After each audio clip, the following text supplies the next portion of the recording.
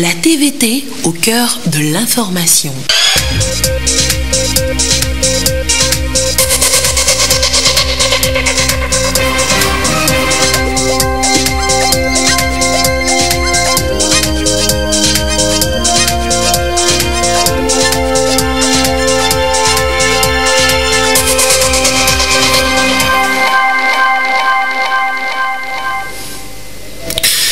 Mesdames, Messieurs, bonsoir. Bienvenue sur la télévision togolaise pour le journal du soir. Voici le sommaire.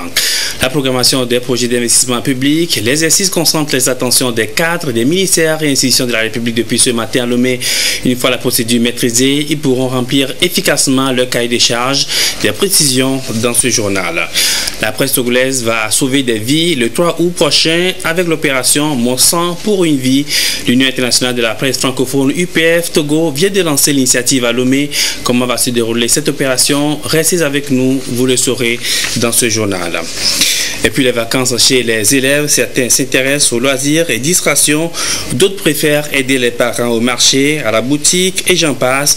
Mais comment mettre à profit les vacances? Bénédicte Aleke s'est intéressée au sujet, vous suivrez son reportage dans ce journal. Voilà pour les titres, encore une fois, bonsoir et bienvenue dans le 20h. D'abord, sachez que le groupe Mitsubishi apporte son soutien à la mise en œuvre du plan national de développement PND. Une délégation du groupe a été reçue cet après-midi par le chef du gouvernement, commissaire Klassou, à la primature. À la fin de l'entretien, Yas Doïda, responsable Afrique du groupe Mitsubishi, s'est confié à la presse. Ces propos ont été recueillis par Yves Gbevivi. Surtout discuter en ce qui concerne l'énergie de ce pays.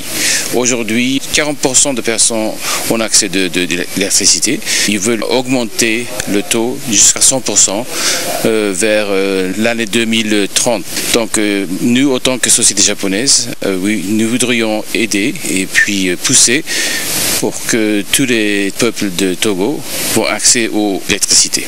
C'est le sujet qu'on a discuté avec le Premier ministre. Il y a plusieurs projets de off-grid, c'est-à-dire c'est pas la peine d'avoir le grid, mais on peut avoir le solar panel, les trucs un peu plus petits, mais quand même avoir l'énergie efficace. Ça va commencer cette année déjà, avec notre partenariat, et je pense que ça va continuer dans le long terme. Il est très intéressé avec la proposition, et nous sommes également très fiers de participer à allumer le pays. Je l'annonçais à l'instant, l'exercice va les aider à mieux remplir leur mission en matière de programmation de projets d'investissement public. Les cadres des ministères et institutions de la République maîtrisent depuis ce matin le contenu du manuel de procédure pour la sélection, la hiérarchisation et la programmation des projets. Alors quelle sera la valeur ajoutée de cette session? Les précisions de Lucassi. L'évaluation faite par le Fonds monétaire international FMI au Togo en 2016 a révélé des faiblesses dans le processus de gestion des investissements publics. Au rang de ces faiblesses, la mauvaise programmation des investissements publics, l'élaboration du manuel de procédure pour la sélection, la hiérarchisation et la programmation des projets d'investissement public et ses outils opérationnels sont quelques-unes des réformes opérées pour répondre à cette préoccupation. Les cadres des différents ministères et institutions de la République s'approprient le contenu de ce manuel. C'est un manuel qui a des outils opérationnels.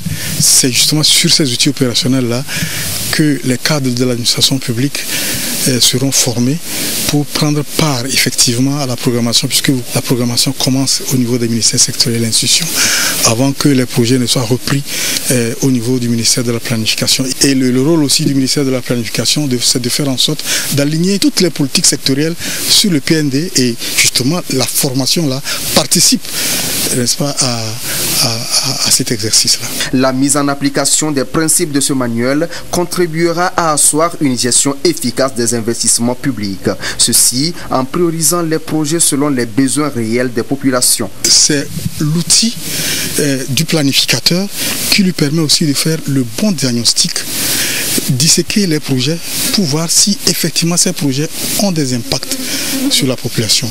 Alors, dans ce manuel, vous allez voir des évaluations financières, des évaluations des risques, mais surtout l'évaluation socio-économique. Socio-économique, quand elle est positive, on considère qu'il y a un impact sur la population. Et même si les autres ne sont pas vraiment d'autres évaluations ne sont pas positives, on accompagne les sectoriels à améliorer ces projets-là pour qu'ils rentrent effectivement dans la programmation des investissements, étant sûr que ces projets-là vont avoir un impact réel sur les conditions de vie de nos populations. La finalité est donc de bâtir un cadre macroéconomique stable avec une croissance économique forte, résiliente et inclusive au bénéfice des populations. Ce manuel a été élaboré avec l'appui financier de la Banque mondiale en collaboration avec l'Union européenne via le projet d'appui à la gouvernance économique PAGE.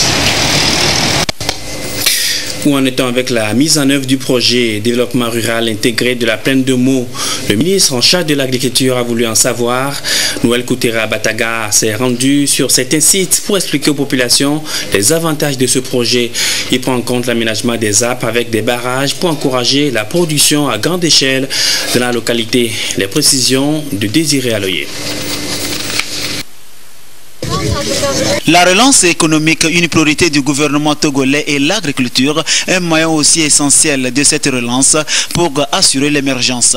Ici et là, des efforts sont engagés au travers des projets et programmes. Les APP, un projet qui appuie le secteur. Dans la préfecture de Meaux, le projet de développement rural intégré de la plaine de Meaux coordonne les activités. Le ministre Noël Pataka de l'agriculture, de la production animale et halieutique en déplacement dans la zone agricole aménagée planifiée du Fouali, de Léguédé, de Suruku et les bas-fonds de Kanya et Nkonta pour des retenues d'eau en gestation, où les coopératives mèneront des activités grâce à la mécanisation.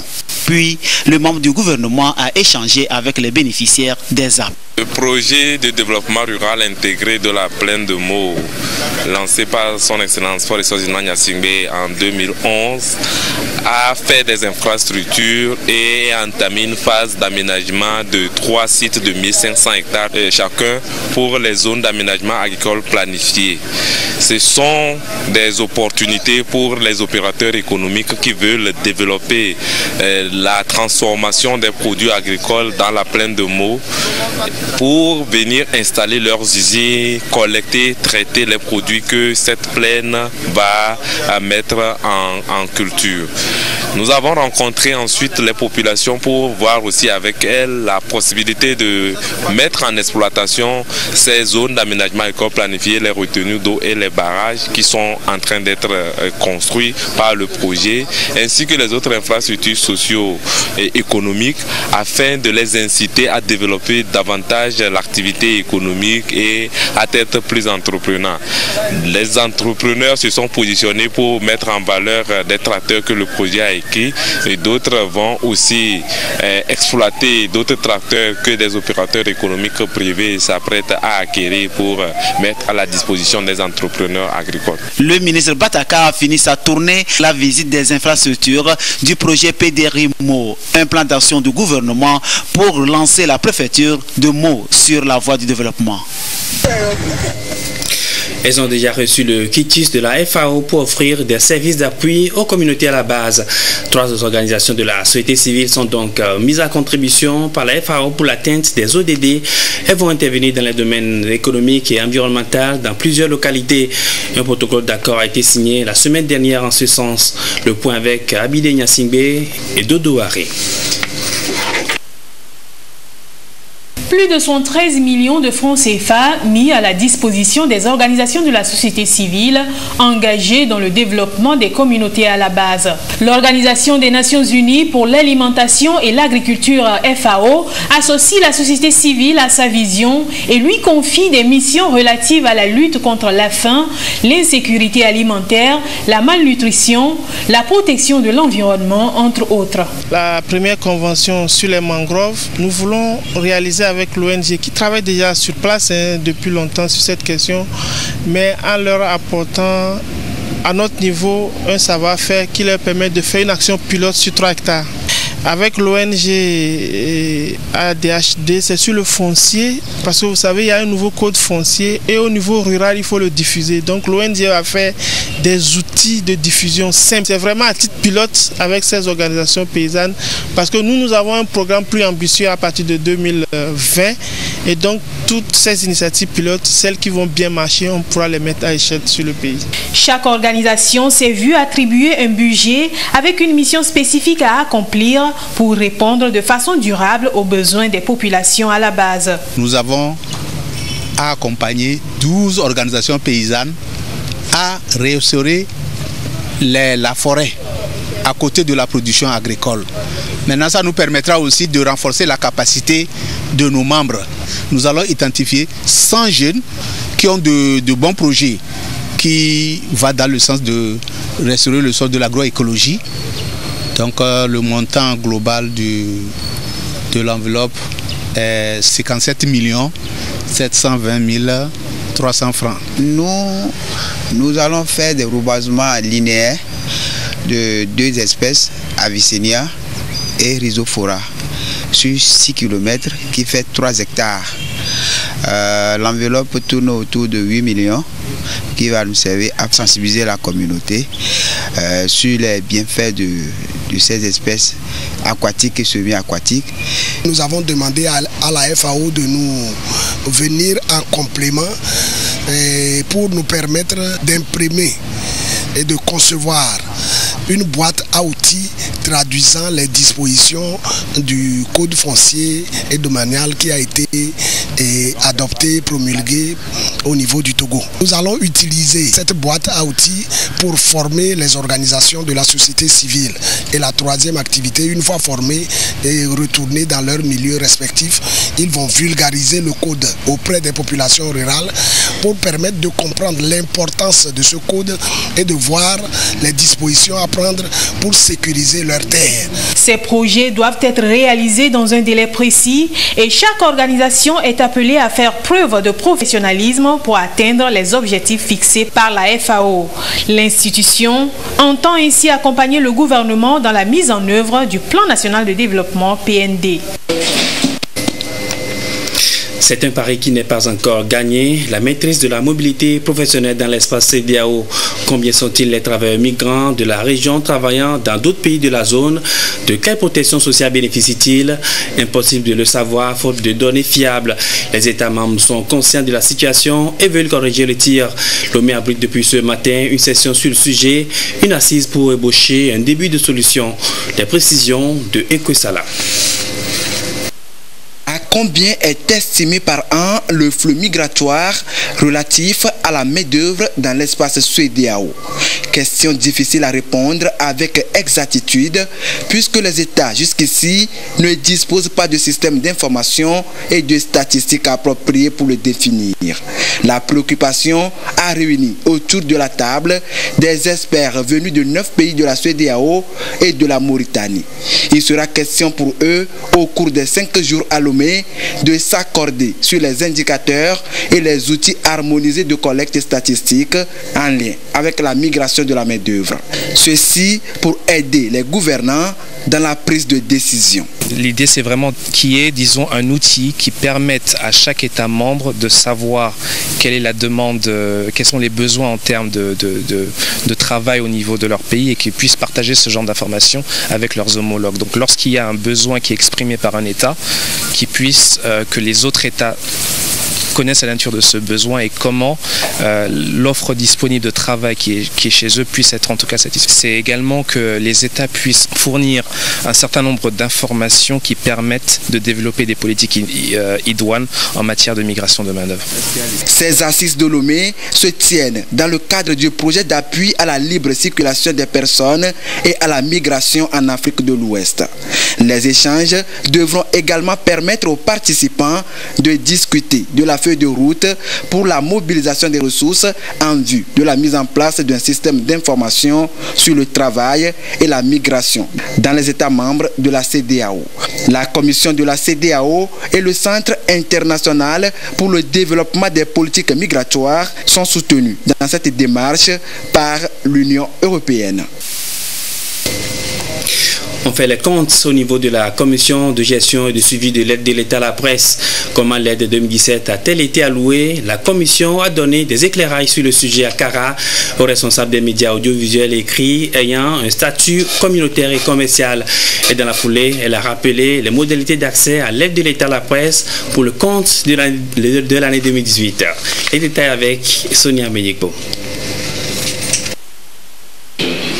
Au cœur de cette rencontre, les questions relatives à l'aide de l'État à la presse. Ici, responsables des médias audiovisuels et écrits, communautaires et commerciaux des régions des savanes centrales et de la Kara, ensemble avec la commission technique de gestion et suivi pour plancher sur les modalités pratiques d'accès à cette aide. Pour bénéficier de l'aide de l'État à la presse, l'organe postulant doit répondre à un certain nombre de critères. Il s'agit essentiellement des modalités qui existent depuis le décret de 2008.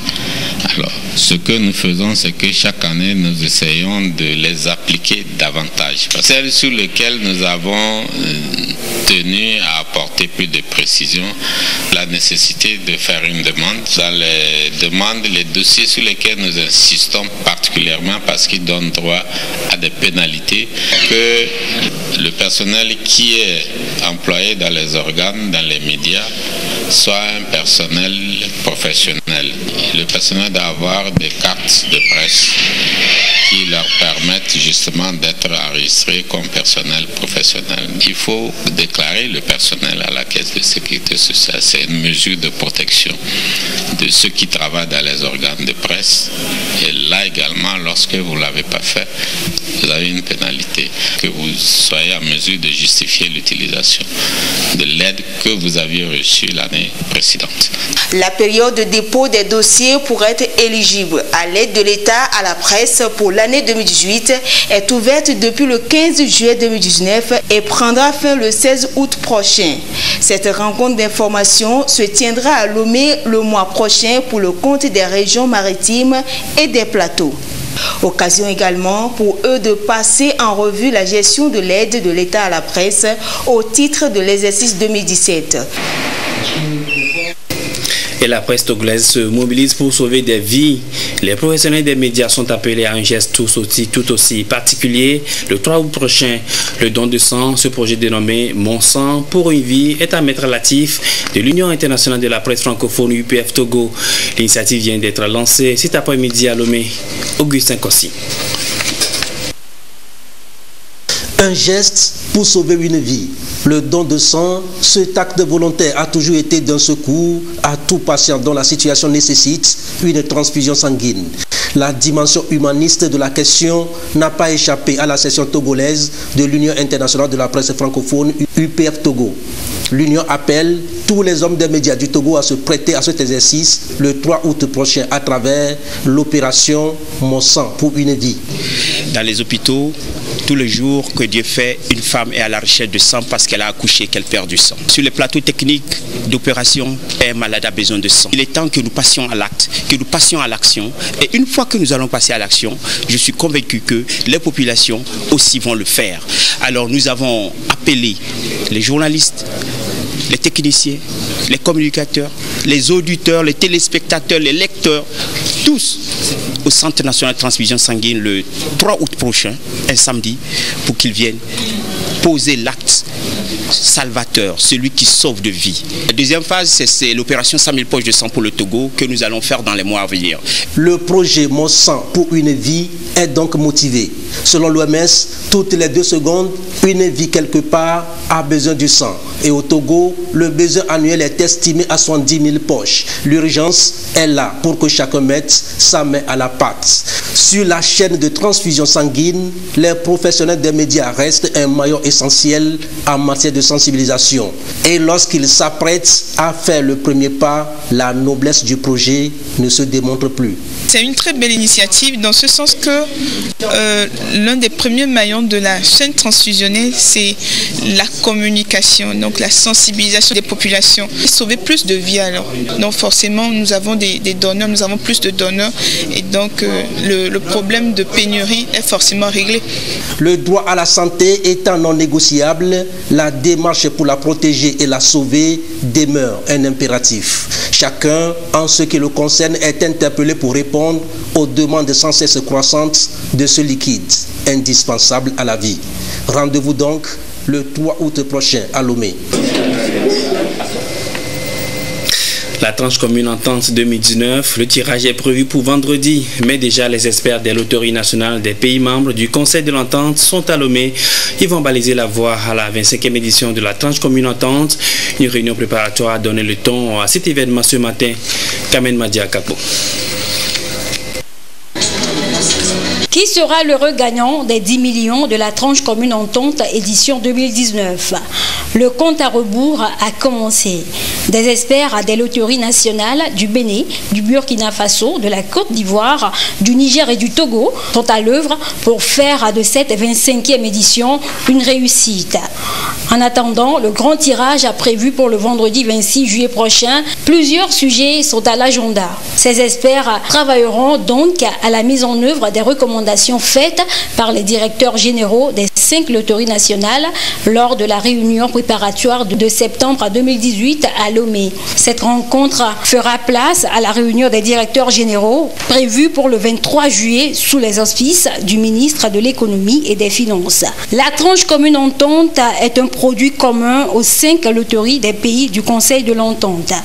Les tickets sont commercialisés à 200 francs CFA dans chaque État membre. Ils permettent à des millions de parieurs de tenter leur chance et espérer remporter le gros lot mis en jeu lors du tirage régional.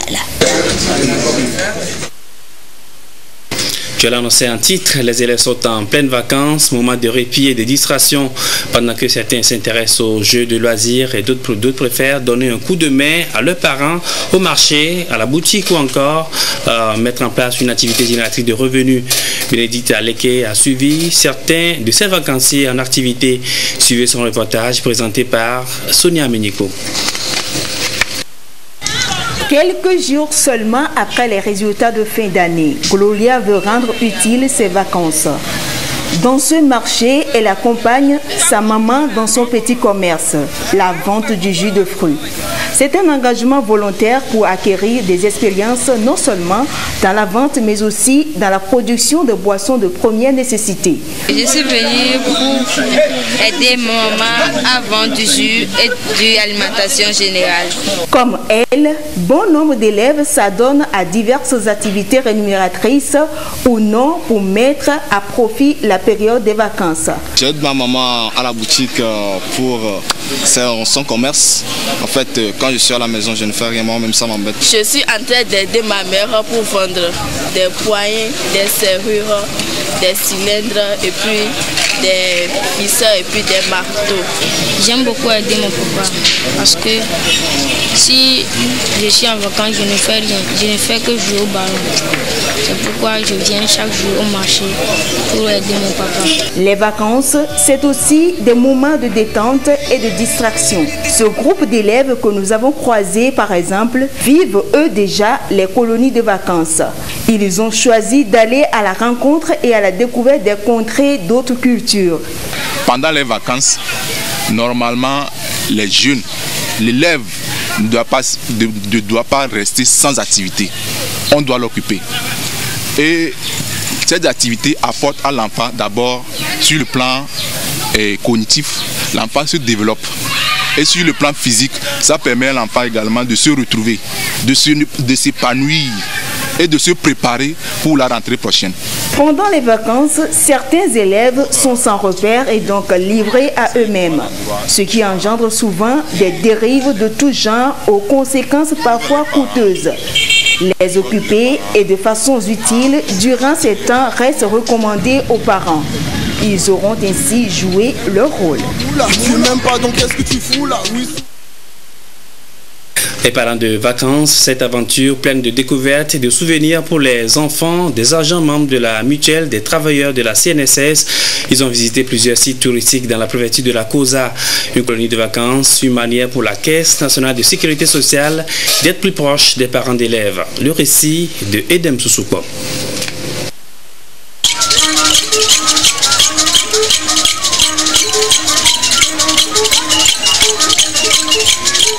ces enfants ont suivi de bout en bout les empoignades à Pia et à Lassa. 2 finales qui leur ont permis de se faire une idée, la plupart pour la première fois, de cette lutte. Un rite initiatique des garçons à Pays Kabien. Ils viennent de Lomé et c'est à la faveur de la colonie de vacances initiée par la mutuelle des travailleurs de la sécurité sociale du Togo avec le soutien de la CNSS, Caisse nationale de sécurité sociale, que ces enfants des agents membres de la mutuelle découvrent le Togo profond. Les enfants sont actuellement en vacances. L'objectif premier, c'est de rapprocher le personnel à travers nos enfants. C'est pourquoi nous les avons amenés ici à Kara. Et pourquoi Kara? Le choix n'est pas fortuit. C'est tout simplement parce que la région regorge de beaucoup de sites touristiques et culturels. Mais ce n'est pas fini. Les autres fois, on ira dans les autres régions. C'est la première activité que nous avons fait envers les enfants. C'était en 2018, en décembre, où on a fait Noël pour les enfants.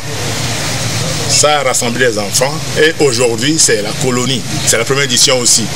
C'est l'épanouissement de son personnel. Comment faire pour que le personnel soit épanoui? Voilà les vacances qui sont arrivées. Il faut arriver à occuper les enfants à travers diverses activités et en cela, cette colonie de vacances est bien arrivée. La sortie leur a permis de toucher du doigt certaines réalités et de découvrir d'autres peuples avec leur culture et traditions. On est allé voir les Ivala, on a visité le Tata Tamberma, on est allé à l'aéroport de Niamtougou, on a visité la tour de garde et on a vu l'ancien décès présidentiel. Quand on fait l'Ivala, c'est pour montrer que tu es un vrai homme, c'est-à-dire tu peux t'occuper d'une famille. C'est la première fois que je viens.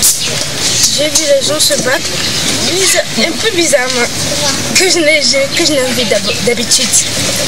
Mais c'était très intéressant.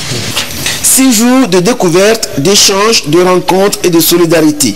Chaque enfant repart avec des kits pour la rentrée scolaire prochaine.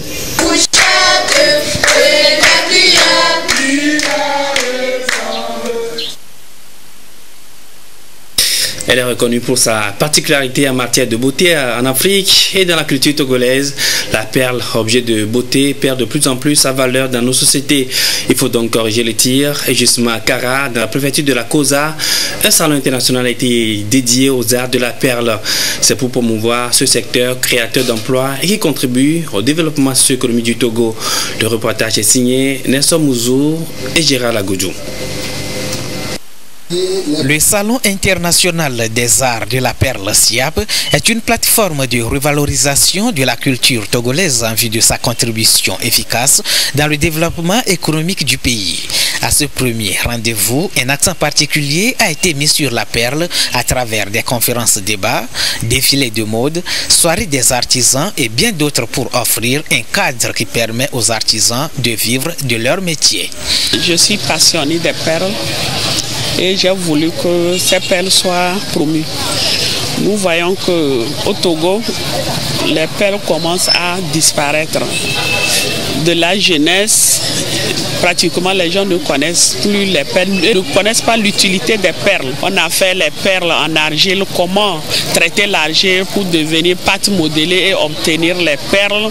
Nous avons fait aussi la gestion financière parce que quand on gagne, on ne sait pas gérer, on serait toujours pauvre. C'est jumelé aussi avec l'ouverture d'une galerie des perles traditionnelles à Kara.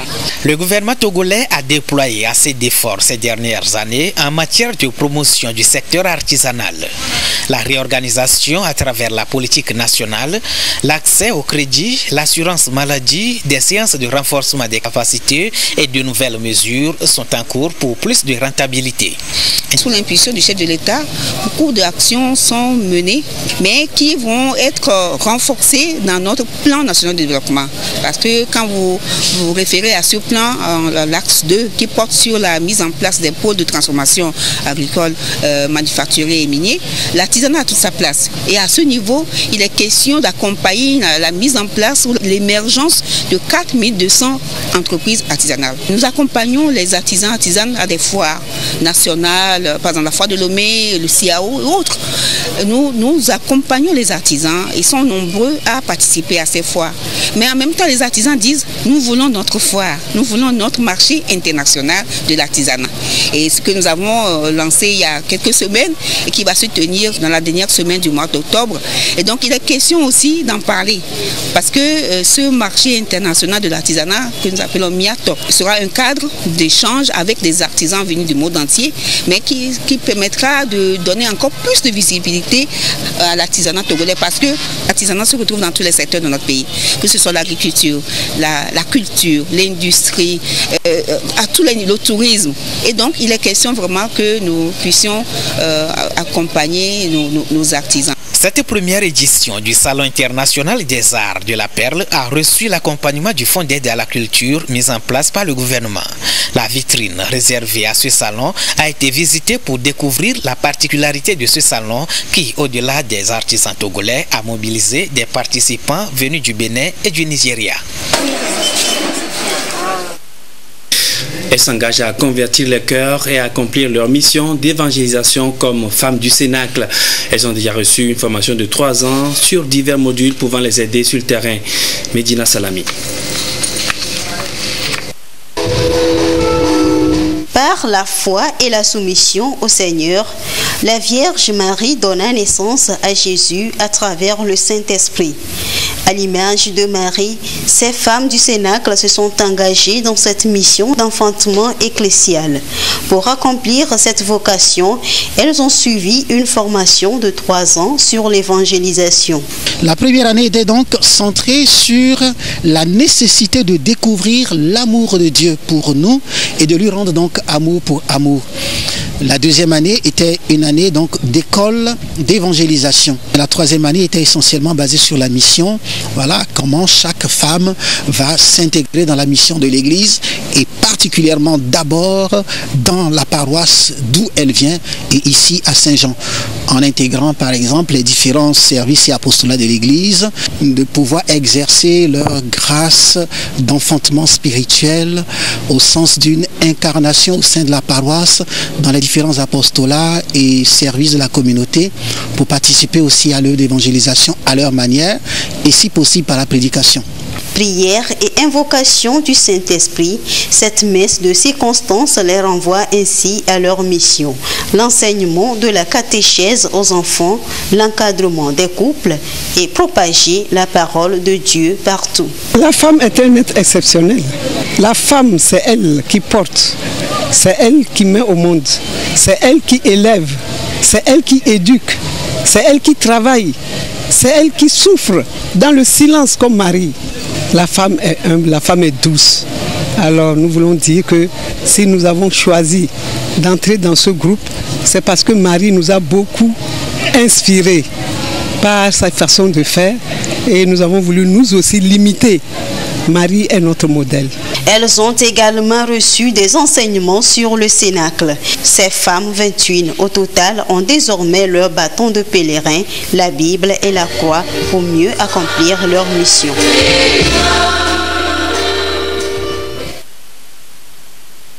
Et pour finir, le Hadj 2019, le départ de la première vague, c'est dans 2 jours.